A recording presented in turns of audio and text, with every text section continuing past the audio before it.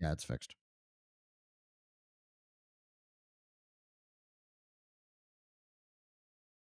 Yeah, I can hear you.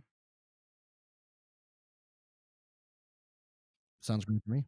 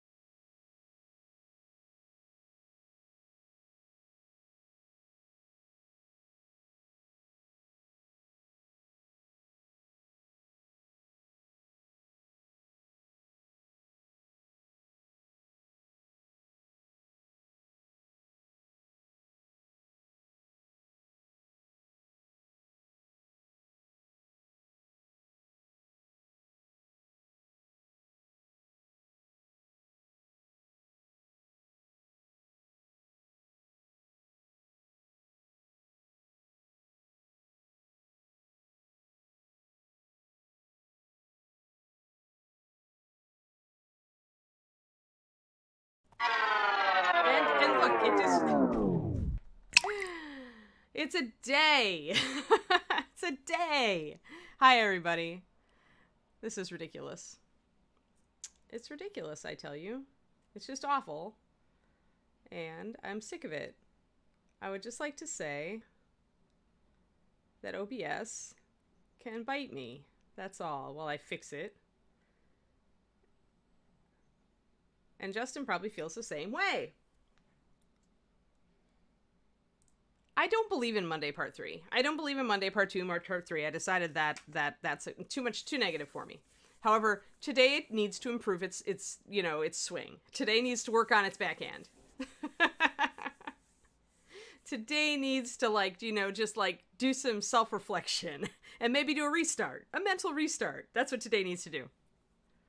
But no, I have stopped thinking like that whole Monday Part 2, Part 3, Part 4. It's self-defeating. If you start out with that attitude, then it's going to be that kind of day. Whereas if you start out with a better attitude, it's probably going to be a better day because you're going to be noticing better things. So I very firmly believe in that sort of thing. So no, it's all just OBS, Rex. It's No, it's not. It wasn't an update. It was just something that got switched that randomly switched that we had to hunt down and figure out. And Justin hunted it down and effectively figured it out. So we're all good. But yeah, I'm here. Yes, indeedy. David is closeted in the other room on work calls. Many work calls these days. Yeah. Yep, it's me. It's me. So yeah, we just didn't have sound, and I couldn't. Push to talk is not a solution when you're painting. Well, this is the dancing girl, and this is what I said I was going to do. So essentially, I said I was going to do some magenta, and I said I was going to do some aqua, but actually surf aqua will not work here. So instead, I wanted to demonstrate to you guys that the other color you should all pick up if you love surf aqua, but sometimes it's too blue, is you should pick up Phantom Glow. Because Phantom Glow, really. What more do you need to say? I mean, Phantom Glow is awesome. Phantom Glow is a main feature on the old cleric that we were painting for my D&D game. Xandros. So, yes, Phantom Glow. Go out, get this color. It was last year's glowy colors. And the other color we're going to be using today is also a glow color. Clue here. Go out and buy these. Make sure that Ed won't cancel them. Kickstarter colors are always kind of vulnerable to that because they don't show up on the paint rack and they're not in the beginning colors. So a very, very good color can get canceled if you don't buy it.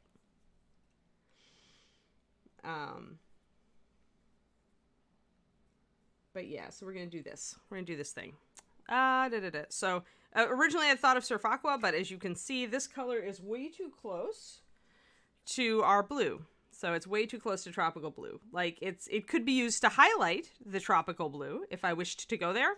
But if I did that, guys, then it would push it closer to Phantom Glow, which I'm planning to use as its own color. So it's probably a bad idea to highlight with this. If it's going to push it closer to this, we might end up kind of fighting a little bit there. And I'm not certain that I want that. I do want 3 distinct colors on this figure. So yeah, one even if your local game store would carry the Minara, they wouldn't carry these because they are of the series that appears beyond the rack. Like they would probably carry the standard rack, and they would not carry the the outlier colors on the end of the line, which is a shame because they're awesome. So so that's kind of what we're doing here. I like using lemon yellow to highlight Phantom Glow. It takes it more into a green. But when you're using it just for a little bit of highlight, that's actually just fine. It warms it up a bit. For shadows, I'm going to go cyan. I'm probably also going to use cyan on this. We'll see if that takes them too close. That'll just be kind of my judgment call there. I'm using cyan instead of tropical blue for the Phantom Glow because, again, I don't want to repeat colors. And 2, I want a dark color, but one that gets away from having black in it. When you're doing really vibrant colors on a figure, you don't want to use anything that looks ashy. It'll totally kill your tropical vibe. So, yeah, all that. Hey, Dr. Rhino. Yeah, red neon glow is also useful, especially for highlighting red hair. If you're doing that goth girl red kind of color, it's really good that way. Alrighty. Sweet. Well, let's get to it. Let's actually load up some paint. I totally thrown off my vibe by the obnoxious OBS this morning, which really was very annoying because I was on track until I logged onto my computer and went, WTF. So if you recall, with Nemezra, we were doing the transparent cloth effect. You can get a very good look at that now. I think it's quite valid. It works. It does look like translucent cloth. We sadly we don't really have it back here, and I'm thinking about taking it away from her butt there, although I'm not sure. It really doesn't fit real good back there. That's the only area that's pressed up against her, and so it ends up looking just odd.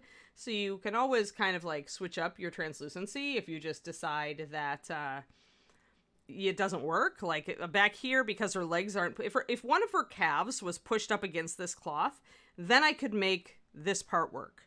But because I don't have anything except swoopy cloth down here, this part ends up looking wrong. So I'm probably just going to block it out. Even though it's technically correct, it doesn't look right. So I'm going to kick it. So yeah, but I'm really happy with the way the thighs turned out. I think they're great. And the drapes underneath the bra are also fantastic. They look good. I could probably put a little bit more blue on this side. I went a little delicate with it. But otherwise, I think we're just going to move with this and we're going to see what works. I had to decide kind of on my colors here. And what I think is that we're going with the pink for the arms and the loincloth and the teal for the sides here. And maybe the teal for the headband. I'm going to try that. I could go the other way, but something in me just wants to kind of... Something in me says the way to go is to go with the pink on the arms. Otherwise, I'm afraid the teal will be just too close. Yeah, so that's what we're doing. So let's just mix up some colors. Let's mix up colors, block them in, and see how they read. Like, I could do one pink arm and one teal arm, but I don't know, my gut says that I need to put this teal, I need to repeat this teal 3 places here, or this magenta 3 places here, and the teal 3 places there. We shall see. And then I'll make my choice on hair color based on how much attention I need to attract to the top of the model, based on that. Because I'm still a jury out. I could go dark brunette with her, and because that would be high contrast, it would help attract attention, but I'm already using some pretty heavy lining. So I'm not certain that's necessary. Whoa, Widow is totally casting a weird shadow on my model. Hold on. Let me scooch Widow out of the way. I have my Overwatch Widowmaker hanging from her grappling hook on top of my my mic, but because I moved my mic closer so that you guys could hear me better, she was interrupting my light flow, and that is a sad. So we don't want that. All right, and this is just a bottle of paint. Great, perfect. All right, so we're using Runic Glow, which is essentially kind of a middle magenta. It does not have great coverage, so we know that going out the gate. And there are a couple things we can do with that. If we wanted, we could add a little bit more white to our base coat. Do you keep different light source types near the paint area? No, I don't really find that necessary, Trash. I am able, I mean, one of my lamps here is an L-shaped. So if I need to go and look at overhead lighting, I just use my lamp over here. This is my big ring light looking straight up at it. And the ring light also, just if I just turn the model so that it's kind of facing the ring light, I can usually see where my shadows will fall. You can kind of see it there. But if I need a stronger directed light to kind of like get close up and really punch the highlights up so I can see them, I just hold it up under my overhead lamp. I've always done that. Like I just use my painting lamp. I use painting lamps always that overhang my area so that I can utilize that. But I mean, real world lighting, I mean, technically, even with that, you're not gonna like... In order to make something look like it's under sun, you need to like put really sharp differentiation, like cut lines between light and shadow. So it's like, yeah, a lot of people still don't use real lighting, even if they're putting their shadows and their highlights correct. So, I mean, real world lighting is kind of a loaded phrase, Trash, because a real world lighting can be anything from a cloudy day to a really bright sunny day to a golden hour to, you know, your color of light shifts, your direction of light shifts, everything shifts. There is no really standard unless you're talking about zenith highlighting, you know, and at that point you could just zenith prime or you can just hold your model under a lamp. Good deal, Chibi. I'm glad you're alive. Yay, Zambies. We are on Dancing Girl with translucent cloth today, Zambies. We're about to put more color on her. I'm doing all right. It's kind of been a morning, but I'm trusting the day to live more skillfully as we go into it. How about that? Positive mindset, positive mental attitude, PMA. But otherwise, yay. Crowley, I never am certain if you're saying coffee because you've just discovered it, or coffee because you just got some, or coffee because you desperately need some. Yeah, we did it last time with the translucent cloth on the thighs and then under the bra. I was using blue because blue is the hardest color to do since it tends to mute out with the skin tone, but I'm pretty happy with it. We use tropical blue from Bones. Well, if you need to watch the last installment, Chibi. I believe the last installment is when I really got and did the translucent cloth.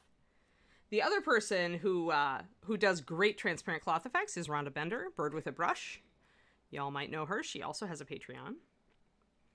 And she regularly teaches classes on how to do transparent cloth effects. It's not something that I do a lot. If a model really calls for it, then yeah. But now today we're going tropical with her, Zambi, so we're grabbing some pink, some magenta.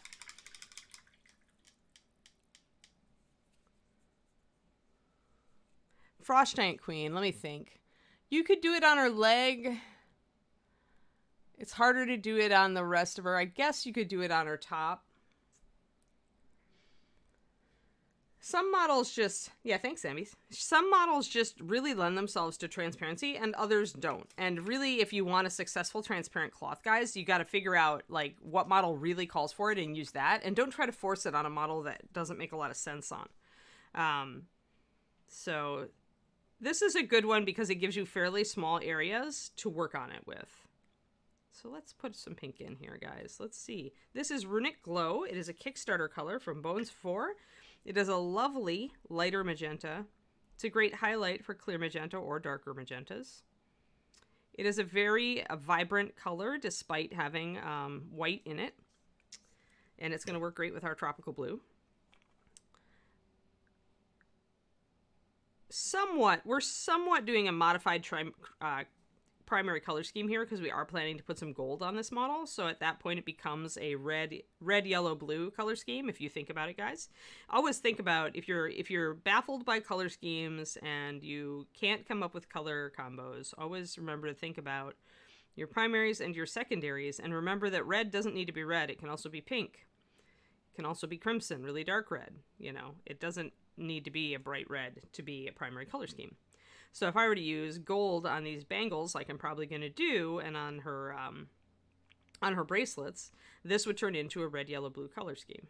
So keep that in mind, that when you are looking at color schemes and the color wheels, and maybe you think that primary and secondary color schemes are boring and that, you know, you don't always want to be using that, remember that lightening or darkening part of that triad is still is a valid color scheme and can spice things up quite a bit. Just like I used to do a lot of dark red, like crimson and olive green on like dark elves, and go for that. It was a green and red color scheme, but it was anything but Christmas because I was using different reds and greens. I wasn't using bright red and green. So never just, especially if you say you have trouble with color theory and color, the way for you to start thinking about it is to think about those simple color schemes, but to start to understand that you can change the actual color of red or the color of green or the color of red, blue, yellow, or green, blue, purple, to go away from those primary and secondary pure tones into something that's more interesting. You have lots of options. I don't think we've got Rhonda's Patreon, but it is patreon.com/birdwithabrush. All run together, I think. BC Pink is much lighter, Inara. It's BC Pink has a lot more white in it, and this is more vibrant. I did intentionally make this a little bit translucent and not like heavy coverage because I intended to use it for lighting effects. And because I do a lot of my lighting effects by laying down white underpainting and then glazing over it, I wanted this color to be easy to use that way.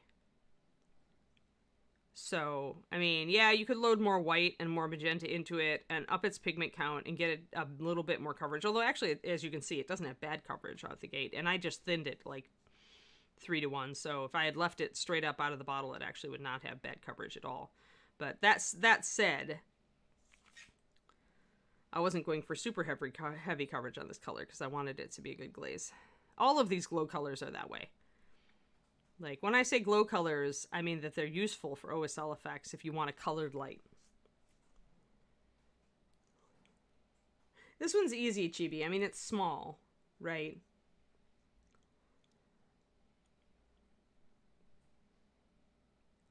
Yeah, I talked to John about that. I mean, Rhonda doesn't have a show on our thing, but she does show up on Crow's Nest, so I'm not certain.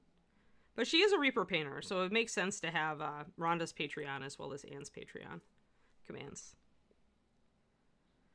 Rhonda is using her Patreon mostly to support her blog, which she puts a lot of time and care into, so totally worth supporting. Sorry, I have a tiny bit of Kiri fluff. The ghost of Kiri lives on in her fluff, which regularly adheres to models I paint.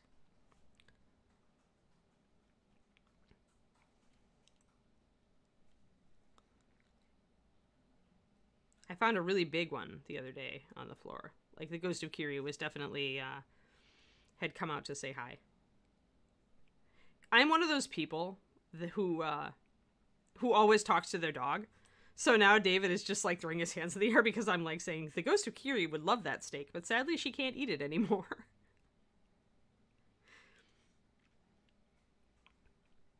It makes it a little bit easier to imagine my dog kind of floating around embodied in her dust bunnies.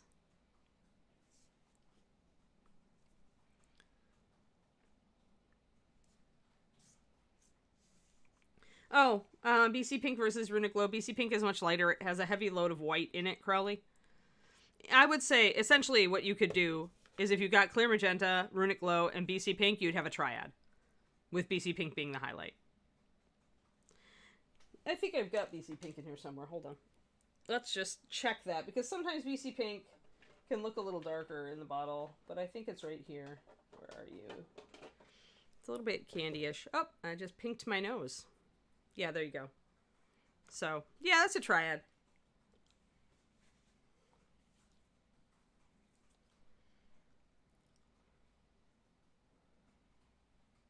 All right. Oh, yeah. Awesome, Hagar. Thanks for the resub. And yeah, thanks for the kind words on the Patreon.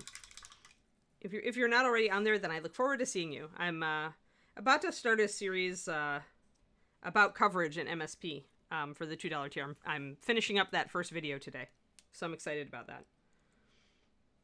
Yeah, so this is pink. If you want a pinky triad, especially because the clear magenta is so clear, so you can easily thin it down. It'll make like really smooth shadows. If you want it to be a little less monochrome, you could mix some clear blue or cyan blue in with this and just pop it a little bit into purple, or use a little bit of clear purple. All right, so proof of concept so far is I like the pink here. Let's throw it on the loincloth. The challenge is, since a lot of this pink is the waist area and down, guys, the challenge is, can we still attract the eye up here? And I might need to, instead of doing teal for this headband up here at aqua, I might need to go and do another bit of pink just to carry the eye around the figure.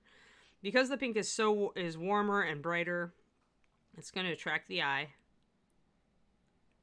Tell you what, I'll leave the BC pink out and maybe we'll even use it as a highlighter. I've gotten away from using a lot of triads because for myself, I like a little bit more visual complexity. So what that means is that I don't want to use a pure, same family pink to highlight my pink. I usually want to warm it up a little bit and I want to cool off my shadows a little bit. So it means that I don't use the triads without mixing at this point. And usually I'm just straight up mixing. I'll use the midtone, and sometimes I'll use the shadow, or maybe I'll use the shadow as a midtone, depending on what I'm painting. So, but I like this color scheme so far. Yeah, I'm sure we're going to be running into Kiri Floof forever, especially if I do decide to get a new puppy before we leave this apartment, Karniko. Then the Floofs will combine. Combined Floof. Combined powers. I don't mind it. David, definitely noticed it, because he never grew up with pets. So the fur was an eye-opener for him. He's like, we are never getting a long-haired dog. So when I get my next Shiloh, whenever that will be, and it will be eventually, it'll be another smooth coat like Kiri. All right, so that works really well. We've got the base idea in a lot of 2D art is if you're going to use a bright color or an accent or any really color that really stands out in a composition, you should do it odd numbers of times. You should repeat it odd numbers of times. So minimum of 3. And then you could go up to 5 or 7, whatever. Beyond that, it's just pretty much scattered all over the place. So, but you should repeat colors. You shouldn't just use one bright color. I shouldn't just use this pink on the loincloth and not use it anywhere else on the model. If I just used it on the loincloth and the head, it would look a little odd. But here, if we're using it in a round, even if I do come up here and make it 4 instead of 5, it's still gonna carry the eye around the figure. Your eye will move to where it needs to be and then it'll move around. My concern right now on this figure is that I don't look at her face first. So we gotta do something about that. Yeah, human eyes love odd numbers.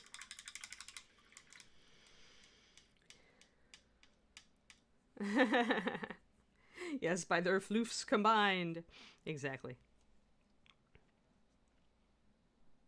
Yeah, sorry for the Twitch truncating your link there, Pendrake. If John is on, he could maybe give us a link. Since Rhonda is, after all, a Reaper peep who does so many of our Learn to Paint kits and other awesome stuff.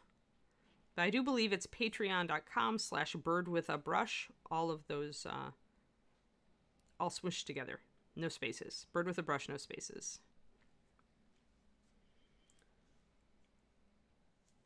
I don't think it's part of what's wrong with us, Shadow Raven. I think it's part of how we are versatile. I'm really, really, really coming. I'm having to if it seems like I'm unrelentingly positive lately, guys, it's because I'm trying so hard to get past my Kiri grief.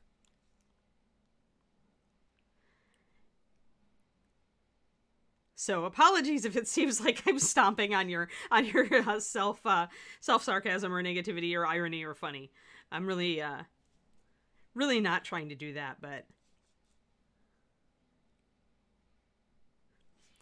I am in need of positivity. Lots and lots of positivity.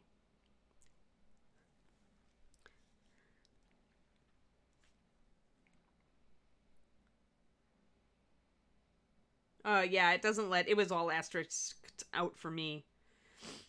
Yeah, sorry, Shadow Raven, but I hope you understand. It's It's been kind of a rough week. It's odd how grief doesn't hit you sometimes. Like, it hits you right in the front. Like, you get that upfront loaded grief, and then you get this sneaky grief that slides around in the back of your head until it comes out like 2 or 3 or 4 weeks later. Sometimes even longer for some people if they're not trying to work through it. So I'm kind of having that kind of week. So I am embracing unrelenting positivity. And I totally need a Kleenex now. One moment. Here, I'll let you look at the pretty pink stuff while I try not to smudge my mascara. Try is the operative word here. I don't wear much makeup for the screen, but I don't want to look like I have huge black circles under my eyes either. There we go. But yeah, so...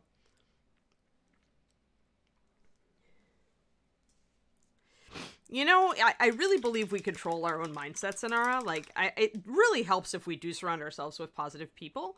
It can be very hard if you're surrounded by people who tend to be negative to keep a positive attitude, right? It really works against you because we're humans. We tend to draw off the energy of humans around us. So it can be hard to fight against that flow. But I've been trying really hard because, like, when Kiri first passed, I couldn't even look out the window and enjoy the view.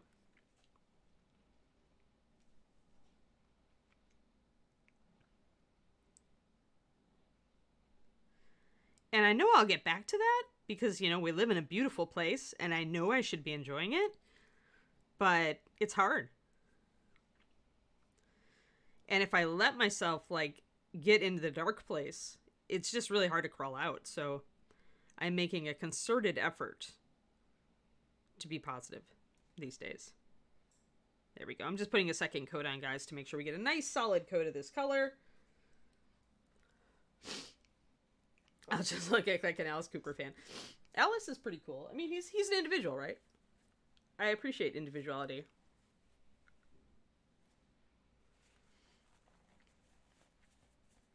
Yeah, it is, right? Little things. Well, and I've been exercising, you know, and exercise totally helps. Like, if I'm getting down and taking a nice walk and, you know, looking at the trees and the sky. And we have a fountain in the middle of our apartment complex that I love to sit by. So, you know, it's little things. It's little good things. But yeah, so if I crush your sarcastic, oh, the state of the world comments, it's not personal. It's because I'm trying to, like, you know, keep myself pointed toward recovery. How about that? I hope you understand.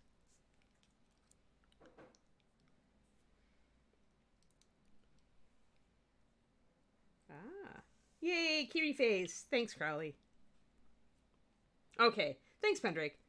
So yeah, so what Pendrake said, if you want to go support Rhonda, who also does great stuff with translucent cloth, although I don't know if she has one on her blog, but if you drop her a note via her Patreon, I bet she'd be glad to put up maybe a simple lesson. I mean, she teaches it too, so she may want to, you know, say, well, instead I'd like to do a class, you know, and stuff, because, you know, we all are trying to also make ends meet.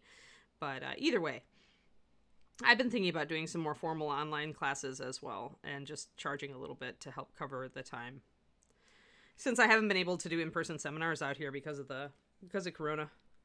Ugh. All right, so yeah, I think I do need pink on top of her head. Luckily, pink would go. Thanks, Gallo. Yeah, I've been a little stiffly today. I've been telling people, Gallo, that I'm trying to be unrelentingly positive because I've gotten a second wave of grief hitting me. Been a little bit tipsy, topsy-turvy this week on the whole, like, emotional state, so just trying to get through. Power through, not ignore. I don't want to ignore it, but I want to work through it.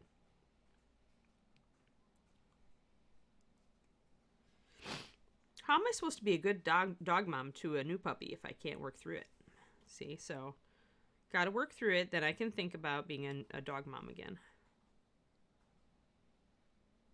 There we go. So that's nice. It's just a little touch of pink up there, just a tiny bit. With that headband. And now I do need to make a hair color decision. I'm still between a warm brunette and a blonde. I am going to work on getting the other colors blocked in, because we really need to kind of figure out where the eye is going in this piece. And right now, if I look at her, I tend to look at her stomach first, I think, and not the head. Now, I haven't done the eyes yet, so that's part of it.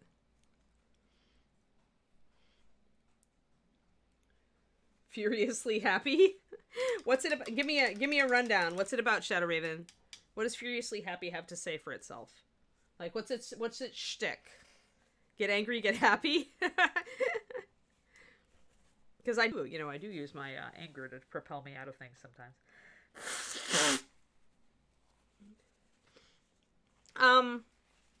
That'd be a bit much, I think, Pendrake, because they're so close up there. I'm okay with 4, like, okay, so this is why 4 works in this case, guys. You ready? Blonde, please? I'm kind of thinking blonde also, Polaris.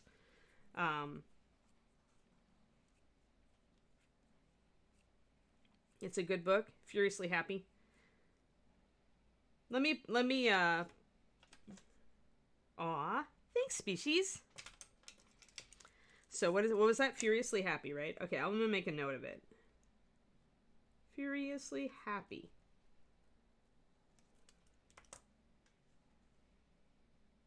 Jenny Lawson. All right. Yeah, I'm always looking for a new, like, I like self-improvement books and stuff like that, and that's what I tend to listen to on my walk. It's helping me out a lot, even though some of them are hokey. It does help me out a lot during these times.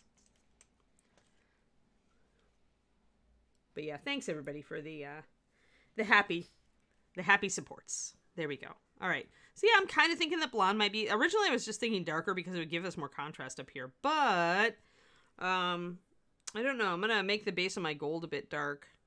So that might work it. Actually, you know what, Pendrake? I don't think eyeshadow... For one thing, I hate eyeshadow on, like, medieval and fantasy figures. It's a modern convention. I don't want your 80s eyeshadow in my miniatures. So, instead of eyeshadow here, what I would be likely to do is lip color. And that's a totally valid thing. Now, though, the problem is if I use this exact pink on her lips, it's probably not going to carry because it's such a tiny little area. But I could use some clear magenta to pop it a little bit darker, and that would work. And I was going to talk about why this composition works. Hold on. Let me get this all set. Be happy regardless. Oh, good. Yeah, I probably would really like that, Shadow Raven. That's kind of my mindset. It's like, yeah, bad stuff happens, but there's so much good in, like, my world and my life and, you know, in the world in general. There's a lot of bad, and of course all the newspapers like to report on the bad and not give us a lot of good, because humans are, like, drawn to that stuff.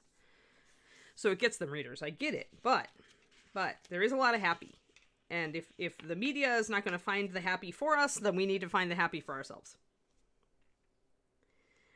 Yeah, it can be, but I mean, there's a lot of, I just don't like it. It looks so artificial orange.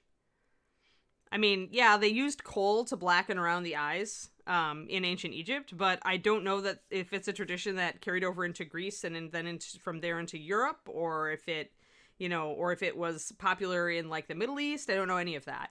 So for me, I look at it somewhat as a modern convention. So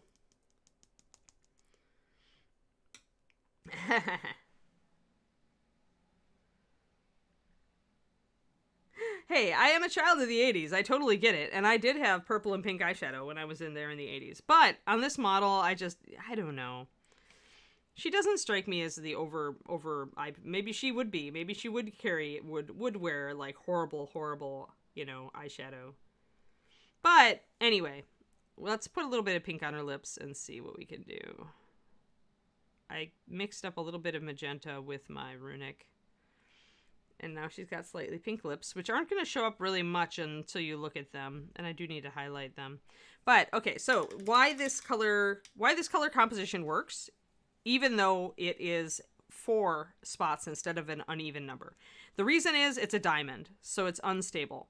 If I had put a color pattern that was square, it would be boring.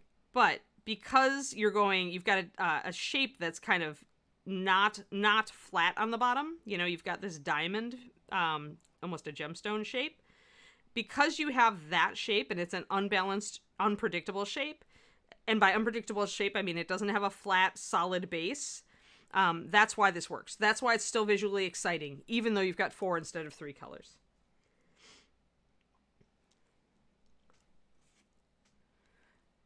So it's not just the number, but also the composition. Like, it's why we always say that there are rules to painting, but you can break them, right? You need to learn them. They're good tools to learn. But you should never take any rule, quote unquote, that you learn about art. You should never take that as like the gospel and that's it and there is no exception. And not ever.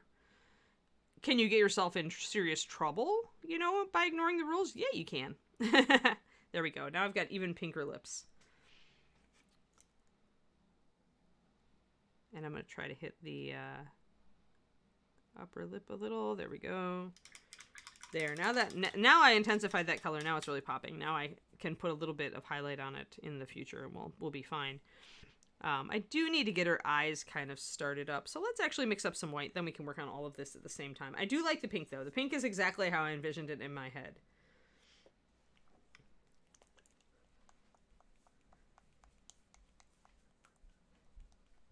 Right, gasoline. There's always a historical reason why. It's like pretty, but yeah. How do I store? I actually don't have as many as you'd think. Hagar, I've got a bookshelf next to me here. So all my current projects, like all of my Reaper projects for sure, they have kind of a little conga line. They have their own shelf and I stack them in rows so that they're nice and, you know, they can just sit out.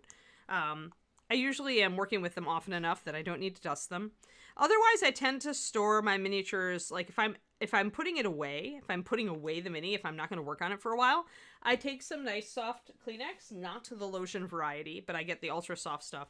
And I kind of wrap up the mini like it's a little taco, very gently. And I use a lot, right? So that like this little mini, it would be wrapped and be really a little roll, right? It would end up being a squishy oval. Because that gives it a lot of like loose packing material so that if it shakes from side to side, it's never going to impact a hard surface. I have found over the years that that's actually very effective. Even if you're carrying minis around, it tends to hold them. The key thing is just like with shipping. You want to hold the model loosely in place, gently in place, but not put a ton of pressure on it. Because a ton of pressure is going to rub paint off. And don't want to give it any room to move because that's also going to rub paint off or allow bending if there's something fragile and metal in there. So, yeah, it's cool. It's like, as long as you use an unbalanced composition, as long as your composition isn't really flat, square, or bottom heavy. Thanks, Gallo. But yeah, honestly, I'm very loose on that as far as storing my minis. I really find that either soft tissue paper, fresh tissue paper tends to be a little bit rough and hard, but if I've got like pre-crumpled tissue paper, sometimes that'll work. But I find the Kleenex really works the best.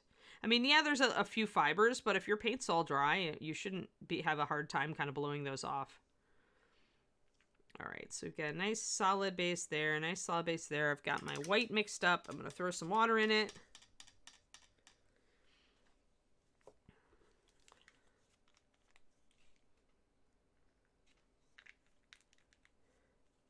But yeah, thanks for the Furiously Happy book reference. I assume it's probably something they'd have on audiobook too, right? I do like audiobooks. So I will look.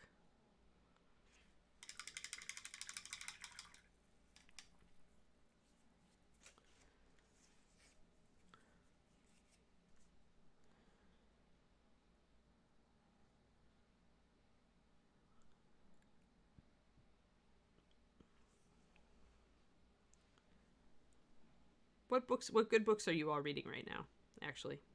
While I'm on that subject. I personally am listening to Be Water, My Friend, which is written by Bruce Lee's daughter, and it's kind of a book about her dad's philosophy and applying it, you know, to your life and stuff. Because he was a big self-actualizer. She does have a really amusing, I just highlighted the lower lip there. She does have a really amusing kind of like intro where she does talk about, you know, the pressure of growing up as Bruce Lee's daughter, and how she, you know, how she felt pressured, like how the heck am I ever going to live up to that when you've got a dad like that. But the great relief in the whole, in all of Bruce Lee's philosophy is that Bruce Lee does not want you to be Bruce Lee. Thank God. Bruce Lee wants you to be the best you can be. You know, he's about self-actualization, not creating more clones of Bruce Lee, or he was. So I thought that was pretty funny. The whole, you do not have to be Bruce Lee. Thank God.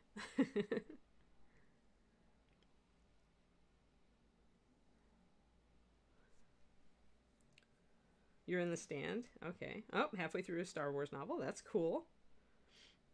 There is an audiobook. Thanks, Dragon Eye.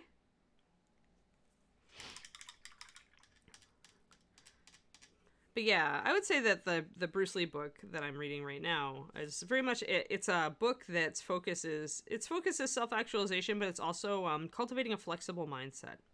Understanding that you don't always have to be really, really firm, and you don't always have to be pliable, but you know, need to be flexible according to the situation. So it's kind of cool. It's kind of cool. But I'm a Bruce Lee fan, so it works for me. So I'm using a little bit of clear magenta here to darken down this color. Now, as I do darken down this pink with this clear magenta, it's going to get warmer, which means it's going to attract the eye. That's why I said you may want to use a little bit of something darker, a bit of purple, or mix a bit of blue with the magenta to take it down a peg, because the hotter you get, the more the eye is going to go right to it. And we don't necessarily want people staring at her knees. FR novels, okay. Oh, reading D&D modules. Yeah, after Christmas, I had Christmas money from my dad, and I, of course, used it to buy a D&D book. So I bought the Goodman Games Isle of Dread that you guys put me onto. And that's just a huge thing. Wow. So get ready for that on my D&D stream, guys. Oh, the Traveler rulebook for an upcoming game. Interesting. Words of Radiance from Brandon Sanderson. Awesome. Brandon's a good writer. And his pep talk for NaNoWriMo is one of my favorite all-time Nano pep talks. Because he's kind of like me. Actually, he may have enabled me to do this. He may have just inspired me to do this. Because I always felt kind of like I was cheating by just using Nano as an excuse to work more on a book I already had in progress. But that's what he does, so. Because originally NaNoWriMo was start a new book and finish it, right? But happily, Nano has gotten a lot less linear. I mean, it was cool. Don't get me wrong. Start a new book and finish it is pretty awesome. But when you're already wrestling with a book, it's useful to have that impetus to help you get through another month of wrestling with your book. So I'm mixing in some white. I'm doing some wet blending here just to kind of get an idea how these spaces are going to look when I add highlights and shadows. RPG Monster of the Week. Neat. Computing texts. Well, at least you're breaking it up with Brandon. I do the same thing. I read nonfiction and fiction, depending. When I'm writing, which I am lately, since I'm working on my second book, on editing it, and I'm doing a lot of rewriting. So my general rule is that if I'm actively writing, I can't read my own genre. So I can't read fantasy or sci-fi, or young adult fantasy or sci-fi. So instead I read detective fiction, usually classic stuff. Like I worked my way through all the Agatha Christie's, and now I'm finishing up the Dorothy Sayers, for those of you who know old classic detective novels. I do like the old British writers. I really love Dorothy Sayers. And then I have some other favorites that I tend to think about working my way through them. I love P.D. James, and I haven't reread her stuff for a long time, so I'll probably do that. I do tend to reread detective novels, which may sound weird. But often I read them, these particular series, I love the characters, so. Philip Marlowe is a little bit too masculine for me, Hagar. And I say that being a fan of Rudyard Kipling, so, take it as you will. He's a master of the hard-boiled novel, but I don't like those as much. I like witty, intelligent novels. Dorothy Sayers is famous for it. There are a couple other mystery writers who also are very, it's a very less action and more wordplay, more intellectual, I guess, is the way that I tend to go. I do love Holmes. Like, I'm an old school Sherlock Holmes fan, although I'm not like a super rabid fan, but I do appreciate him. Yeah. Yeah, all my nonfiction these days tends to be self-help, especially since Kiri's passing. It's really helping me kind of work through and get, integrate my memories of Kiri in a constructive way. And, a lot of people make fun of self-help, but I mean, it wouldn't be a huge genre if it didn't actually have some benefits attached to it. Lynn, oh, okay. Oh, interesting. Yeah, I knew I'd heard Lynn Kurland. Okay. Yeah. Oh, Wodehouse, yes. Yes, I have read Wodehouse and thoroughly enjoyed it. I do like British comedy. I just cannot deny it. Well, and Dorothy Sayers does a lot of Wodehouse, callbacks in her books, which were written later. I think she's a little more accessible, but yeah, Wodehouse was pretty darn awesome. I haven't reread those in a while. Maybe I should, just for fun. But yeah, I like classic mystery novels. Sometimes I'll pick up a newer writer to try them out. But I find that a lot, and it may be the current state of publishing, but a lot of the newer mystery writers are very much kind of cookie cutter. Because that it seems to be what people want. Like, one of them will put together a sleuth who does baking mysteries, and one will do, it's kind of like, it's almost like the Cat Who novels that came out. I forget her name, who wrote them, but it's the one with the Siamese cat and his owner who solves mysteries. And it's like that kind of triggered this whole awareness in publishing that, hey, your detective should always have a shtick, and then you should write about that shtick, which is fine because it does appeal to, cooking mysteries are going to appeal to people who cook, right? I get it, but I love Hercule Poirot. Like, Poirot is my favorite Agatha Christie detective. Marple is second. There are no others. But yeah, I reread all of the Agatha Christie recently. Like every Poirot novel from the beginning to the end, and then likewise with the Marples. Yeah. Yeah, Terry Pratchett is fun. I mean, I've read, Ancient Rome Detective, yep. Yeah, there's one, I forget who wrote, there was a writer who wrote a couple of books with an ancient Egyptian detective, and those were pretty good. Like, I will pick up every once in a while. Oh, who else do I like? I do like some romance with my detective fiction. So, who was it? Dang it. Why can I not remember her name? There were a couple. There was one who was writing in, Egyptian, the boom time, like the 1920s boom time of archaeology, British archaeology in Egypt. And she wrote kind of romance-heavy mysteries. And then Laurie King, who wrote the Sherlock Holmes kind of redux, giving him a protege who later becomes his wife. A headstrong Jewish girl.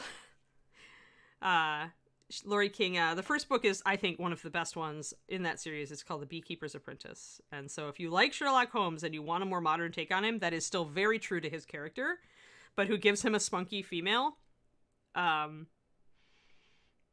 interact with, I really recommend them. Laurie R. King, I think. Beekeeper's Apprentice is what you start with. Really like those.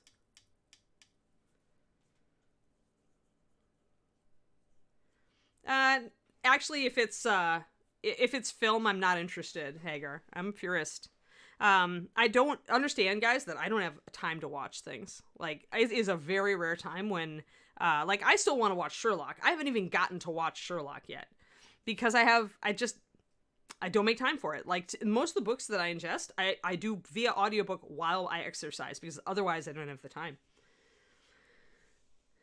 Oh, yeah, NR. I'm glad you liked Laurie King, too. I thought those were really good. Just a really good take on Holmes. On an older Holmes. Yeah.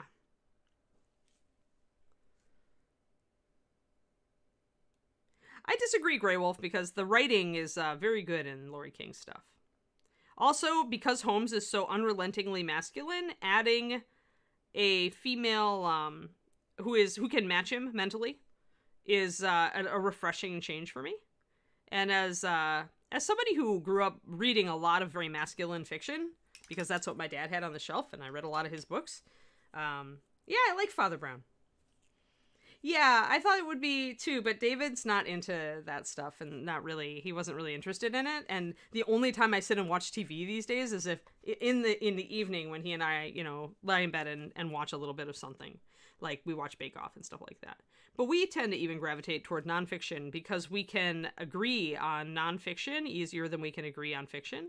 I think that he and I's tastes, with a couple of exceptions, we both, let's see, I'm trying to think of mostly it's science fiction writers that we have in common, because he read fantasy as a younger David, but now he's very much in favor of sci-fi over fantasy. So it's hard for us to find a series that's fiction that we're both into, which means I don't really watch television shows. And you know what? I don't really miss not watching television. It's such a passive thing that even I would often try to combine it with painting. I'd often try to watch a show and paint. But the problem is that I'm not desensitized to TV, so that means that I would always be distracted by the television. I wouldn't get any painting done. Yeah, it's a lot of fun, but it's I also look at all the other things that, and this is kind of my attitude toward WoW. I think I mentioned this the other day, that when I play, when I went raiding with the guild the other night, it was fun, but it also took up 3 hours that I really would rather have used for something else. Okay, so sharp white highlights, guys, are going to suggest shiny cloth. Do you see how that works? So if we want to suggest that this cloth is silky, putting a sharp white highlight where appropriate will help do that. I'm not even looking at this point at realism. I'm not looking up, examples of silk cloth to see if I'm doing it right. But even if you're not doing it right, just putting on that little bit of a highlight tends to make it shiny.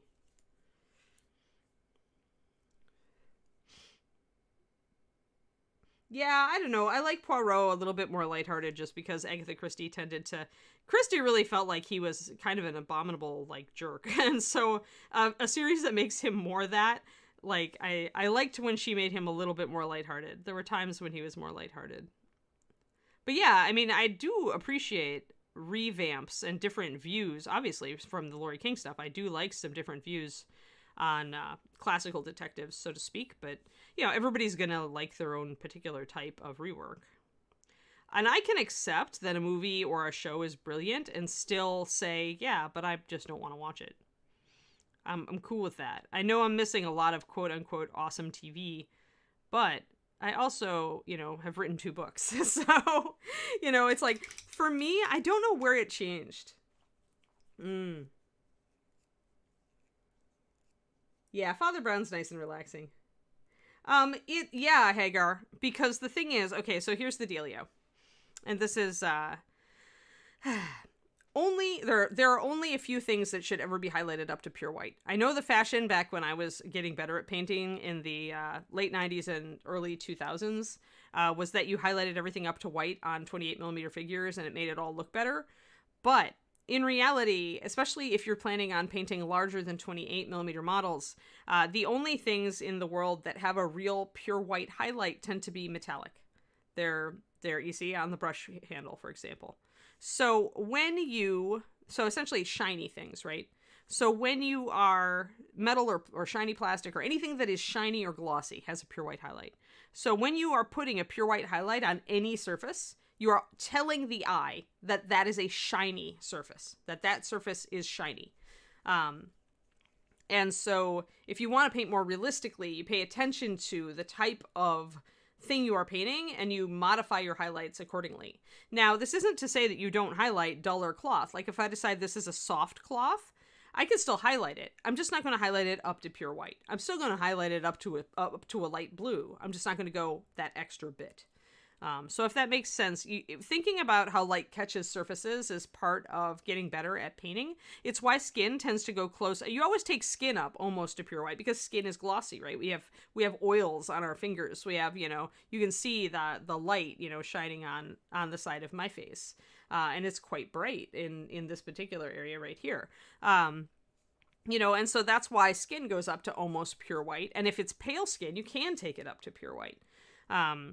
But otherwise, when you take a cloth like this and you take it from a fairly dark shadow up to a pure white highlight, you're really telling the eye that, hey, this is shiny. This is catching the light. This is a satin or a silk or it's something like that. It's hard to actually suggest satin and silk on smaller models because usually you're relying on a particular way that the highlight and shadow interplay, and the sculpt of the cloth may not play along with you on that. And also it's so tiny, right? It's so small, so it's hard to really suggest the complexities. Like velvet can be very hard to do as well. But on a bigger model like a bust or even a 72 millimeter, it's a lot easier to suggest that sort of thing because you have the room and you've usually got a bit more detail in the sculpt that's more realistic. Because as models get larger, when they are cartoony, like the 28s, they tend to look a little wrong. So as models get larger, they tend to look more realistic, at which point you get more realistic portrayals of cloth and surfaces, at which point you can really put out some realistic textures on them. Oh, Socrates, I am marketing my books right now. The first book is all done and edited in an inch of its life, and it is currently in the hands of an agent who is considering me. So cross fingers for me, Socrates. If I can't find an agent to represent me, then I will go the self-publishing route. But I would actually rather be traditionally published. It is a lot less work on my part, promotion-wise. And I've always, since I was a little girl, since I've started writing and wanted to be published, I've always wanted to be traditionally published. So I'm going to go this route, and then we'll see. If nobody wants it, then I'll put it out there. You'll get to read it either way. You just might have to wait. It's Socrates. It's a young adult fantasy based in a world, or set in a world based on Norwegian folklore. So if that sounds like it might be up your alley, then yeah, just cross your fingers for me, and either way, as things happen, I'll keep you guys posted. I know a lot of you are interested in reading it. So yeah, so far so good. I keep checking my email every couple days, but nothing back from the agent, which is not surprising. She's with one of the better known agencies in New York, and she's a senior agent, so she is probably extremely busy. So I'm expecting at least a month wait before I hear anything else. And I've got my list of other agents to submit to after this one, so I'll start. She was my pick agent, so I only submitted to her, and I'm willing to wait. But after that, I'll start sending out to multiple agents.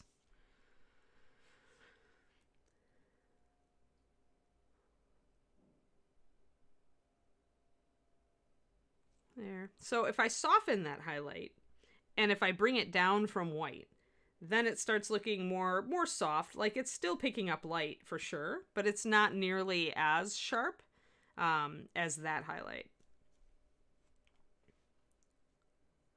Oh yeah, I used to read Myth Adventures when I was a teenager. I actually really got into that series. That and Piers Anthony, who's a lot of those authors are a little dated if you're a woman now. Like when I went back and reread Christopher Stasheff, I was like, woo, really hard on women. How did I read this when I was a teenager and not spot this? But it was the 80s. So some of the classic fantasy male writers have really not aged well. But other than that, there's a lot I can still go back and read. Alrighty. So we're getting pretty good on the highlights here. This is coming up nicely.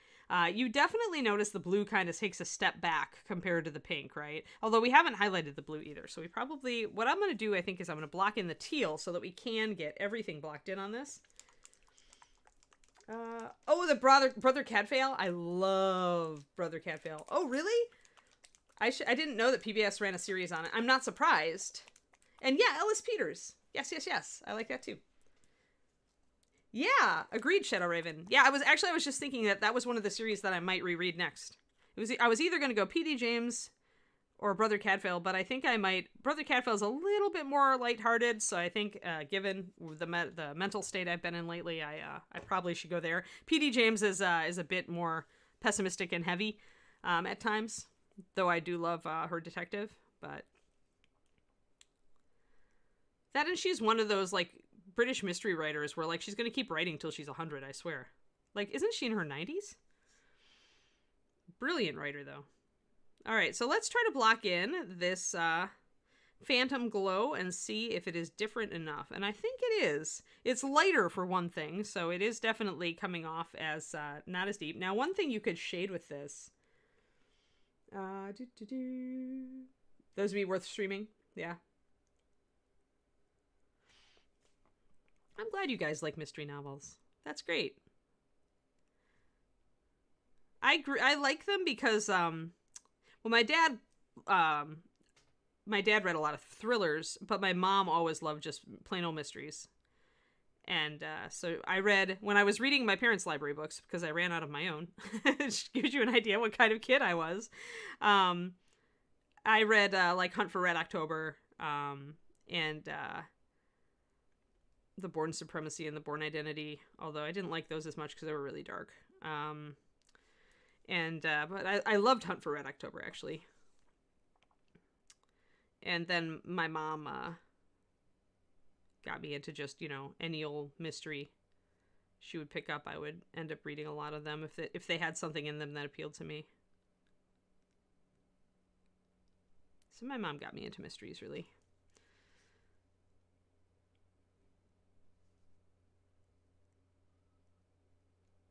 There. Got that blocked in. And I might, as I was about to say, using clear phthalo green would probably be a good shadow for this. Oh, Ludlum fan, yeah. Yeah, the early stuff, for sure. You see now why we get along. Yeah, P.D. James, it's kind of like George R.R. Martin compared to lighter fantasy. It's like, I really enjoy how good of a writer P.D. James is. She's amazing. And I really enjoy how good of a writer Gurm is, likewise. Like, their just stuff is just so layered. But it's heavy, right? So if you just want what I call popcorn fiction, then you don't reach for those. If you want something easygoing, you don't reach for those. But yeah, I appreciate both types. It's just I have to be in a certain frame of mind to read heavier fiction. There are times I really enjoy it, that I really want something that nuanced, but there are also times where I just want to relax and kind of like breeze through something. Yeah, my dad's a Ludlum fan, and he, who else did I like? I liked, even though he's a super masculine writer, I always liked, remind me, Clive Cussler, Raise the Titanic. Even though he's got an unrelentingly and unrealistically, masculine leading man, he had enough stuff in it about oceanography that it kept me in. Like, even though, his hero is like seriously sillily idealized, he had enough like natural history and marine stuff in there that I kept interested. I read a lot of his books. And I guess also that what that is a liking for just plain old adventure stories, right? Because I love the Redwall books. And when you come down to it, my own writing is a lot like Redwall in that I just like a good adventure with a lot of interesting stuff and places and people and things. I like to go on an adventure when I read. So, oh yeah, I've heard of those, but I haven't ever looked into those. Or how are they lighter, darker? How hardcore are they, JT? Yeah, his novels are pretty shallow. Although they can be, like I said, if you're just looking for pure adventure, they can be fun. I haven't reread them in a long time, though. But yeah, I do like, oh, now I need more tropical blue. Oh no, I put it away and I need it because I missed a spot. See where I missed a spot? Right there. I'm going to try to get a lot of the base colors in on this, except for the gold and the blonde hair. Because I am thinking blonde hair. Hey there, Static. We are doing okay. It's been kind of it started out kind of frustrating, but I have hopes that the day will improve. We're painting with a lot of pretty tropical colors today on our dancing girl. There she is.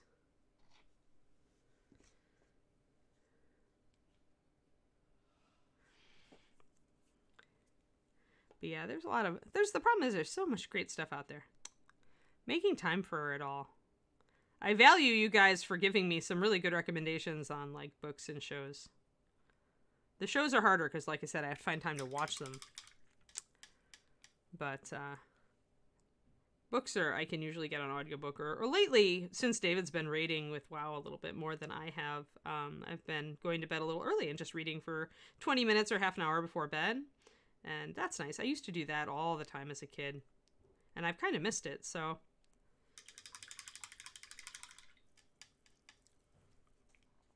Mystery fiction, TV and print. Yeah. Yeah, thanks. Thanks, Static. I'm glad you like her. Yeah, Elizabeth Peters.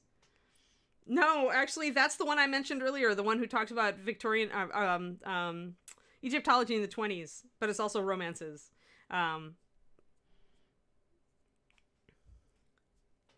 Yeah, I actually really enjoy Elizabeth Peters. She's another one of those kind of witty and fun, authors that I enjoy. And plus, it's Egyptology and archaeology, early archaeology, two things that I'm totally always have been interested in. I love Egyptian stuff. So now I'm going to block in some shadows on this. I'm using cyan blue, guys. I actually mixed a little bit of cyan blue in with my tropical as well, along with a little white, just to bring it a little bit darker. A little bit darker, because I want a little more contrast here. So... But yeah, I do enjoy mystery novels, so yeah. I don't remember how far into Elizabeth Peters I read. Several books in, for sure.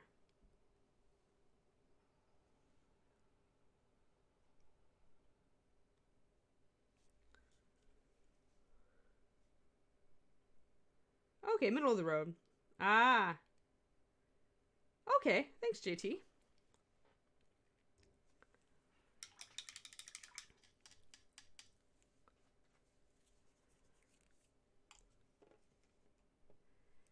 Yeah, what I found, it's weird, I guess that's because I'm a writer, but what I found most interesting about rereading like all of Agatha Christie is how I could spot her certain elements of her formula, right? When you've read all the Poirot novels, you start to kind of see how things are turning. She could still surprise me, but it's just interesting to see her various archetypes and all the things. And every writer tends to have like certain archetypes they use and reuse, or certain types of twists they use or like. It's not a downside, but it was interesting to me that I could see them so clearly after I finished reading so many of her books. Although she actually parodies herself in one of the Poirot books. I think it's Dead Man's Folly, where her character, Ariadne Oliver, the novelist, is like, well, of course it's very clever for you. Maybe it's Cards on the Table. But she says, it's very clever of you to notice that. Of course all my books are the same book. It's just, turned around a little bit. But nobody's noticed so far. I always thought that was really cool of her. She's like, she knew she had things that she tended to do, and people had probably had talked to her before and said, did you know that the plot of blah is the same as the plot of blah, with different window dressing? And she was probably like, yeah. Your point?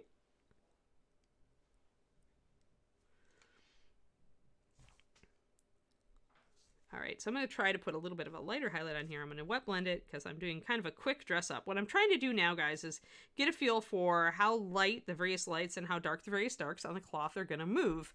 So this will essentially, doing quick highlight and shade on these will kind of be a concept trial to see how everything is working together. I think I do need to deepen, like I said, I need to deepen the green shift a little bit on these, the Phantom Glow ones. I like how this color is working. It works really well with the blue. It's very harmonious with it. Oh, she did actually have a PhD in Egyptology. That's awesome. Oh no, out into the blizzard. Have fun, Shadow Raven. We'll see you later. Be safe. Thanks, Clover. Yeah, we're just hanging out. Yeah, Elizabeth Peters had a PhD in Egyptology. That doesn't surprise me because she has her, she has her characters expound on various theories of Egyptology from the 20s and why they were BS at some points in her novels. So, I always like that. I mean, if that's the case, I really should be that writer. If I ever wrote a mystery series, it should be about dogs. Dog genetics. Dogs and dog genetics.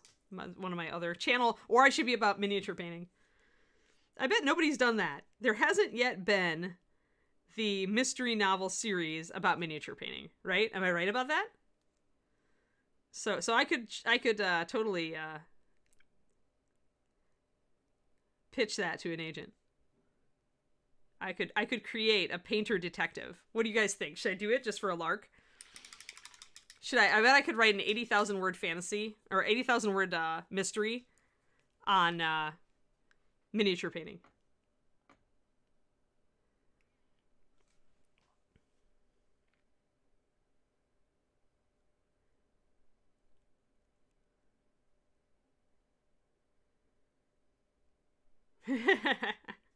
Oh, but they already did that in like that museum movie, Night in the Museum or whatever it was, where they had the miniature Indians coming to life. I'm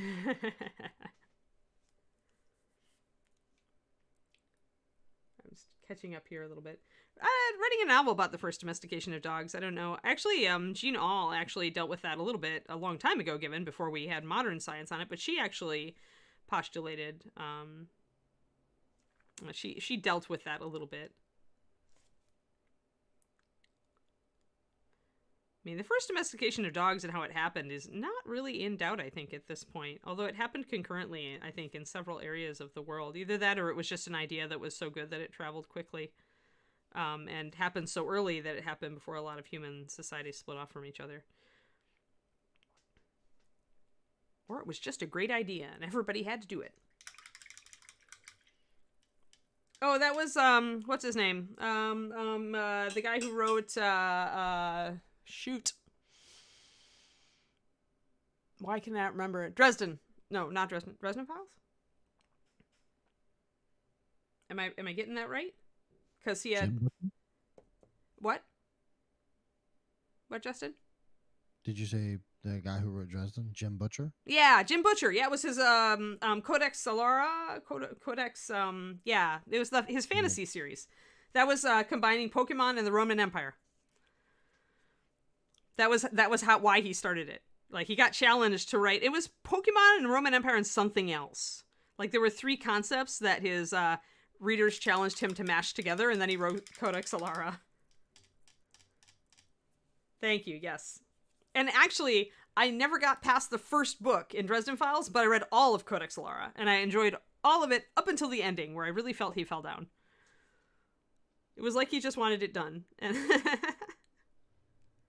he'd written himself into kind of a corner, and he's like, I don't want to write a 10-book series on this.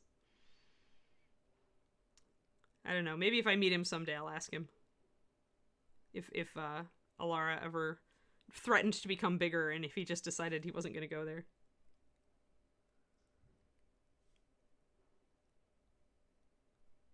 But I liked his elemental spirits in that book, or in that series. Ah, there we go. All right, so now we got some nice blue swirlies going on. It's a much softer cloth than I did the pink. I didn't bring the highlights up nearly as high. You can see kind of the difference in how it looks. Now our green, let's see here. I need to correct my blue back here. Kind of introduce a little bit of shading. Decide I'm probably going to paint over her butt and just make all of the rear cloth opaque.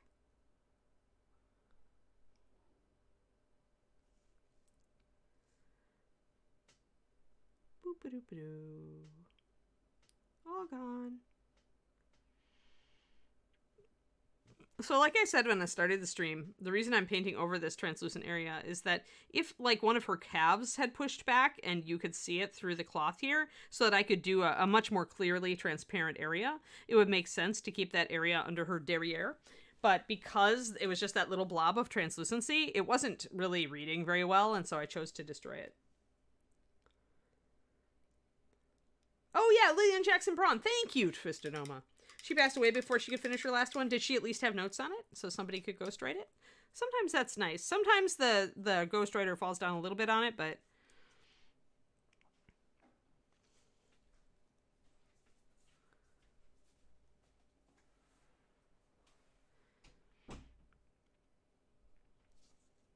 But yeah, it's like mystery writers seem to live forever. Do you notice? They just keep writing until they like fade away. That's what it's like about P.D. James. Like she is venerable, but she is still feisty. And I aspire to be these people. I aspire to be the writer that just keeps writing until one day they don't. Like, talk about, like, enjoying your job up to the point you're in your 90s. Like, how like, awesome is that?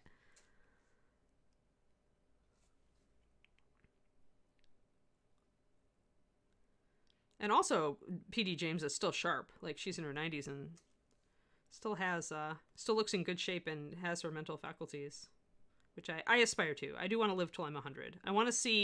I really would like to see, by the time I'm 100, the world, like, starting to correct itself, like, starting to repair the environment and, you know, making good steps toward, you know, not polluting everything and stuff like that. I care a lot about the environment because I really love going outdoors, being in the outdoors, and visiting national parks and stuff like that. And I want that to still be around. I really want us not to hurt the planet terribly much in our you know, ever spiraling upward stock market and business opportunities and economic growth and all that. I mean, that's great and all, but let's not sacrifice the planet for it.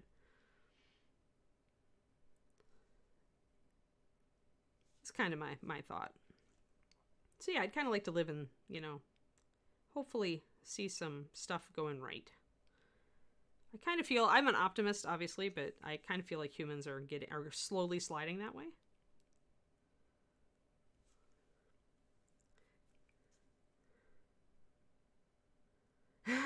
Same thing said about the Morse stories. Oxford must be one of the most dangerous towns in England.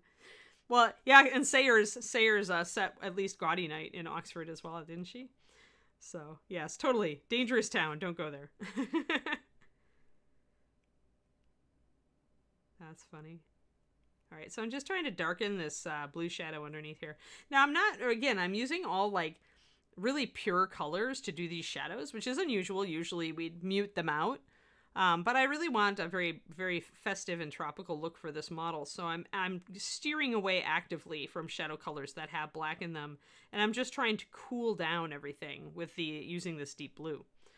So we'll see how it works. It'll probably result in a very candy-coated looking model, but I don't so much mind that if it's a little dancing girl.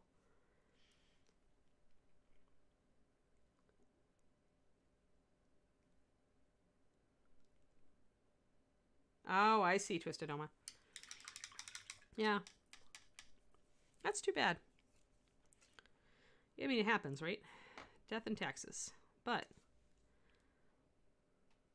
then again, if you're a writer who's still, like, writing happily into, like, your 80s or 90s, what you gonna do? Just say, I think I might die next week, so I'm gonna stop writing with this book.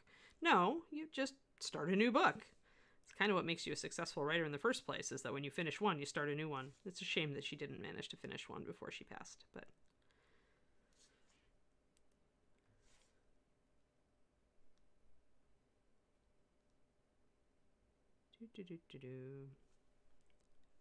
Just doing some blending. Original Tale. Haven't heard of that one. We're getting a lot of good book references, if you're into that, into mysteries. Thanks, everybody, for chiming in on some awesome stuff that you enjoy. Let's see. We'll go a little longer just because it is... I know what I'll do. I'll highlight this teal. Just because we started late, we'll go a little longer. I'm going to use lemon yellow mixed with Phantom Glow. What this will do is it will bring Phantom Glow a lot closer to green. It'll create a pretty spring green for our highlights.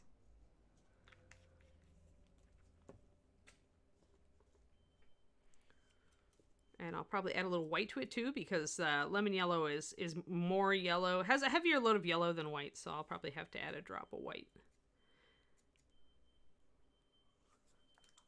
And that creates a very pretty green, like that. Yeah. Yeah, Clive Cussler, definitely an 80s author. Even, he, alright, that's when I started reading him anyway. Really? Raise the Titanic was 83, though? I thought it was 79 or 78 or something. Oh, okay, there we go. 73. There you go. I thought it was 70s. That's it. He had his heyday. His big heyday was in the 80s. I remember his books coming out in hardcover when we were in bookstores. You know, we'd see them all. Flashy covers and huge, you know, huge name. Dad bought a couple when they came out. Yeah, I thought Raise the Titanic was earlier. All right, so a little bit lighter, a little bit greener. Start again bringing some of these highlights into the green then so we can assess everything. This is a little bit of a greener, yellower highlight, so it's going to shift our color away from this blue, which although I like this blue, I would like to have it shift a little bit away so it's not too close. If it gets too close, then you kind of, they fight a little bit if they get too close. We don't want fighting.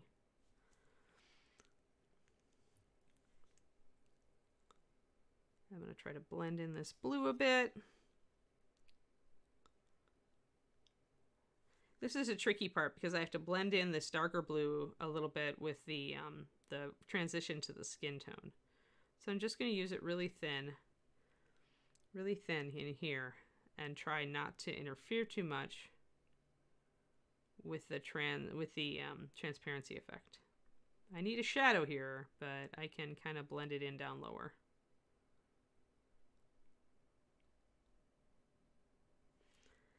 There, so we got that kind of shaded in without getting too much all over that cloth. That's good. So we need a little bit of shadows, but there, and that then makes this area stand out more, if you see.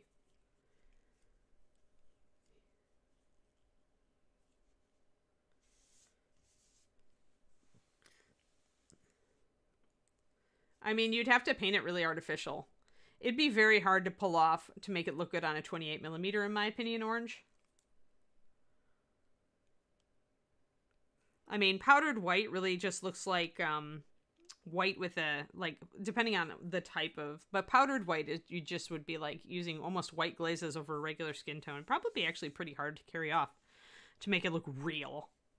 If you were making it look real, absolutely real. I want my phthalo green. Do I have my phthalo green? Phthalo green. Remind Sadie that she has to bring out phthalo green before I run out of it. She has to talk Ed into bringing the phthalo colors back. There.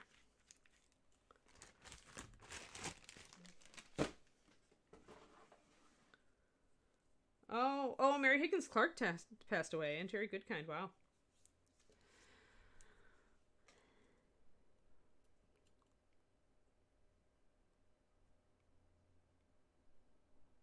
All right, I'm going to use this very pretty. Now, phthalo green, as you know, is a beautiful emeraldy color.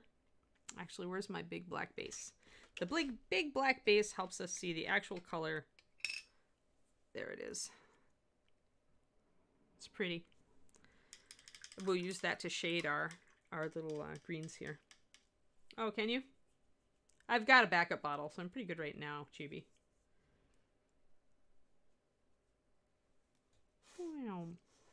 So lots of, as we can see, we have lots of very pretty colors on our palette today.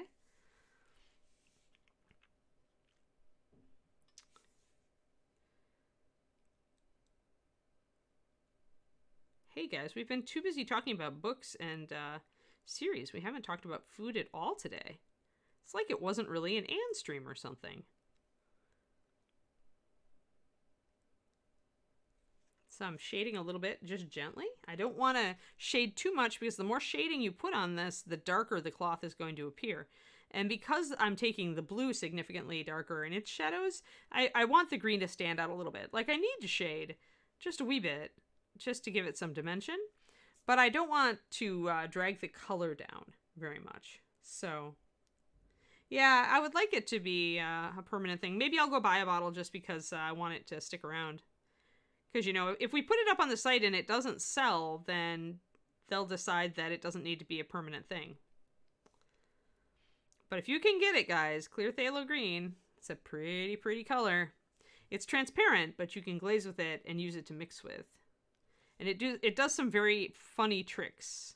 It's got some clever paint tricks that it can do. And we get this, and we get that. It's a shame that Bobby is never on my show, so I can't tell him what a nice sculpt this is. He's probably working, though.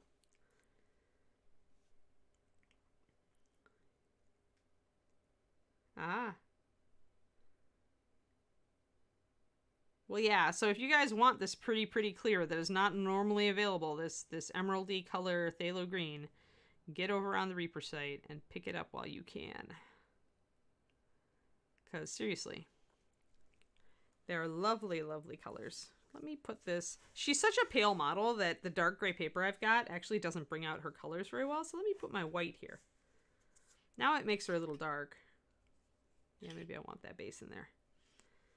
Yeah, that's a little bit more like what I'm actually dealing with. You can see how I've shaded down the magenta there. You can see that clear magenta. So I'm using clears, a lot of clears. The only exception is that I'm using cyan blue instead of clear blue to shade my blue. And the reason for that is that the cyan blue is slightly green, and so I want it because I wanted this warmer blue. So that's how she's looking right now. And overall, I'm pretty happy with this. I need to shade a little bit more on the interior here.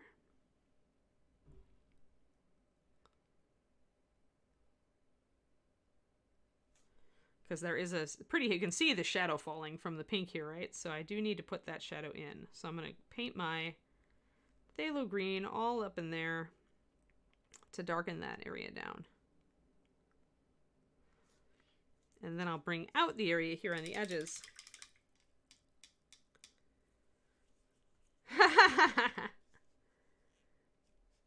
Dried glossy?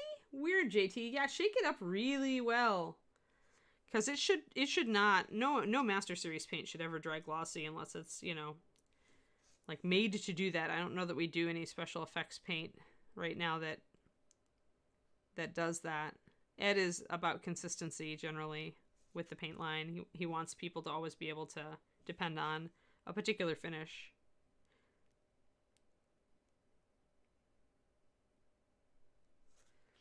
There, all right, so I've got some shadows, getting some highlights in there. There we go, there you can see that green. Oh, the glow colors. The Kickstarter colors that we did last Kickstarter, two of them, 9319 and 9320. 9319 is the basis of the greenish color here, and Runic Glow is the basis of this beautiful pink.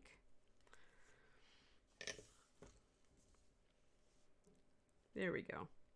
Yeah, she's looking pretty good, guys. She's very tropical. Like, we don't have the gold in yet, or the blonde hair, but she's very, very tropical. I like it. Although it does make me want to take a tropical vacation. Curse you, COVID.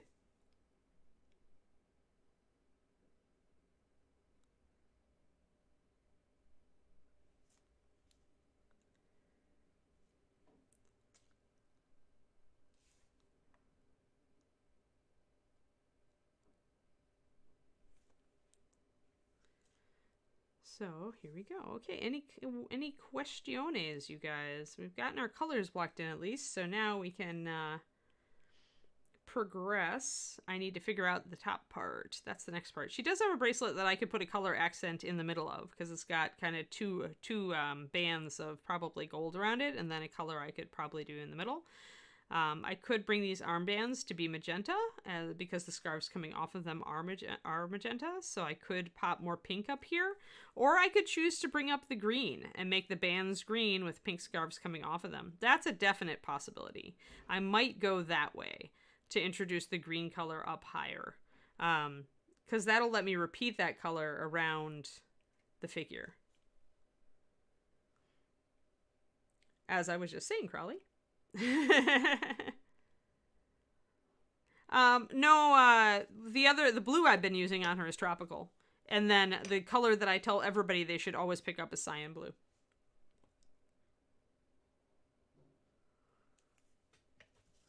The phthalos, yeah, I'm going to be talking about pigments a bit during my video, my new video that I'm going to pop onto the Patreon today. Hopefully, should be done later today. I think I've got it all figured out. But yeah, phthalos are the cheapest blues, and they're very versatile, which is why everybody loves them now. As we see a lot more traditional pigments being faded out because they're expensive, rare, and or toxic, phthalos are being used to recreate those pigments. Because really what it comes down to with those classical colors was, those classical pigments like cobalt blue or cadmium red or whatever, is it was a particular color that had a particular degree of coverage or transparency.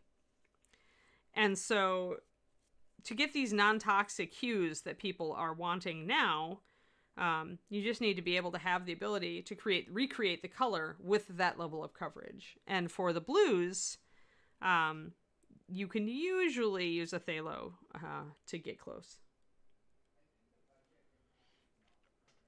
All right, I think we're pretty good for now. I will actually be lining between the green and the blue here as well to differentiate these because they are different pieces of cloth and overlaying, and thus the rule of lining says we should definitely line there.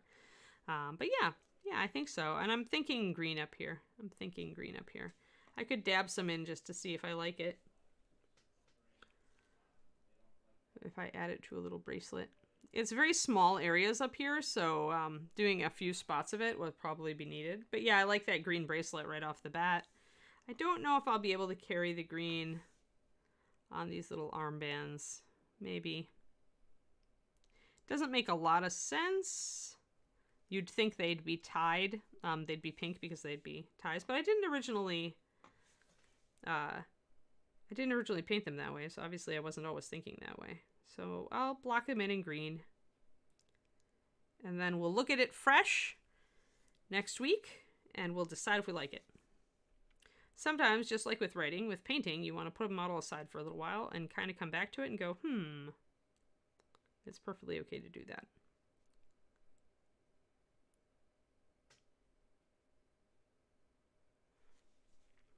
Yeah, maybe a little bit too much green. I don't know.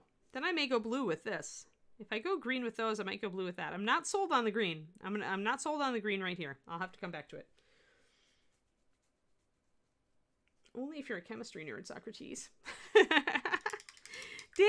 did David say the other day? He's like, oh, this is beautiful math. This is such a pretty math problem. And I'm like, what? What is this pretty math thing? Only a mathematician, which is what he is, only a mathematician would look at a math problem and say, oh, this is such a pretty little puzzle. This is such a pretty math formula thing. Yeah, so there you go, Socrates. Yes, you're a chemistry teacher, so totally a chemistry nerd. That now I understand. So all right, well, let's, now we've made up the 10 minutes that we were late easily. So Justin, who is out there for us to grace with our raid?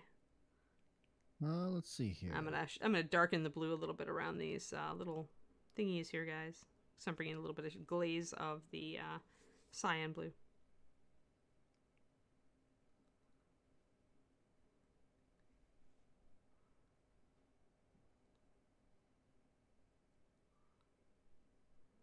That's right, I was gonna also bring in some more blue here, wasn't I? Make this a little bit more blue.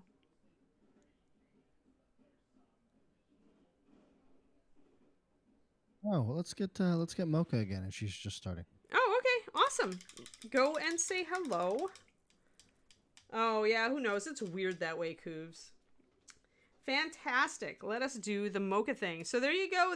Today we covered a lot of color theory. We covered a lot of color composition. We covered creating different types of cloth suggestions by highlighting to different areas. We talked a little bit about shading, and we recommended some cool jewel tone paints for you guys. And that is where we are. Tomorrow we will be working on, is it Troll? It's Troll's base. So we're probably going to do some green work tomorrow, guys. Green work. Ooh. So, all right, go say hi to Mocha, and we'll see you later. Bye-bye. Thank you guys very much. We'll see you this afternoon for Miniatures Den.